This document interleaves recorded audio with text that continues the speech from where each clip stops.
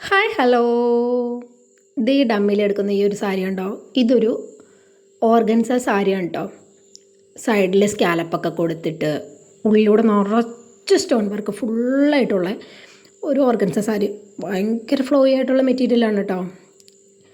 ഇതെൻ്റെ മോളുടെ ടീച്ചറുടെ സാരി കേട്ടോ. എന്നെ വിശ്വസിച്ച് ബ്ലൗസ് തയ്ക്കാൻ കൊണ്ടുവന്നതാണേ. എൻ്റെ കയ്യിലിരിക്കുന്നത് ഈ ഒരു സാരി ആ ടീച്ചറുടെ അനിയത്തിയുടെ സാരിയാണ്. പക്ഷേ എനിക്ക് മെഷർമെൻറ്റ് കിട്ടിയിട്ടില്ല. മെഷർമെൻറ്റ് എടുക്കാൻ പറ്റിയൊരു സാഹചര്യത്തിലായിരുന്നില്ല, അതുകൊണ്ട് എനിക്ക് കിട്ടിയില്ല. അപ്പോൾ എൻ്റെ ഒരു ഉദ്ദേശം വെച്ചിട്ട് സ്റ്റിച്ച് ചെയ്തോളൂ, എൻ്റെ സൈസിനേലും കുറച്ചൊരു സൈസുള്ള ആളാണ് എന്ന് പറഞ്ഞിട്ടുണ്ടായിരുന്നു.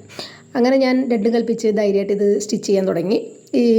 ഇതാണ് അനിയത്തിയുടെ ബ്ലൗസ് കേട്ടോ. പ്രിൻസസ് കട്ട് 2 ലെയർ ലൈനിങ് ഇട്ടിട്ടുണ്ട്.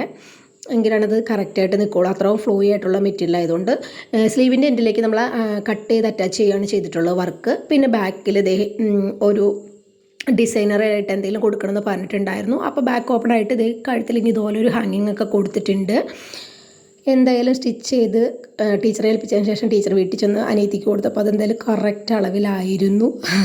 ഒരുപാട് ഇഷ്ടമായി എന്ന് പറഞ്ഞിട്ട് എനിക്ക് കമൻ്റൊക്കെ ഇട്ടിട്ടുണ്ടായിരുന്നു. ഇതാണ് ഞാൻ ഡമ്മിയിൽ ഇട്ടിരിക്കുന്നത്. എനിക്ക് സാരി ഉടുക്കാൻ അറിയാത്തതുകൊണ്ടല്ല, ഇത് ഡമ്മിയിലിടുമ്പോൾ ശരിയാവില്ല. 1 ലെയർ ഇട്ട് തന്നെ ഉടുക്കണം. കറക്റ്റ് ഫിറ്റായിരുന്നു കേട്ടോ. എന്തായാലും ബ്ലൗസ് രണ്ടും എനിക്ക് ഭയങ്കര സന്തോഷമായി, അവർക്കും സന്തോഷമായി. അവർ പിക്കൊക്കെ അയച്ചു തന്നിട്ടുണ്ടായിരുന്നു. അനിയൻ്റെ എൻഗേജ്മെൻറ്റിന് വേണ്ടി 2 പേരും ഒരുപോലെ എടുത്ത സാരിയും ബ്ലൗസായിരുന്നു ഇത്. അപ്പോൾ അവർ ഉടുത്തതിന് ശേഷമുള്ള പിക്ക് എനിക്ക് അയച്ചു തന്നിട്ടുണ്ട്. നിങ്ങൾ കണ്ടിട്ട് അഭിപ്രായം കമൻറ്റിൽ അറിയിക്കാൻ, കൂടുതലൊരു ലൈക്ക് ചെയ്യണം. അപ്പോൾ എങ്ങനെ, അടുത്ത വീഡിയോ കാണുന്നവരെ ബൈ ബൈ.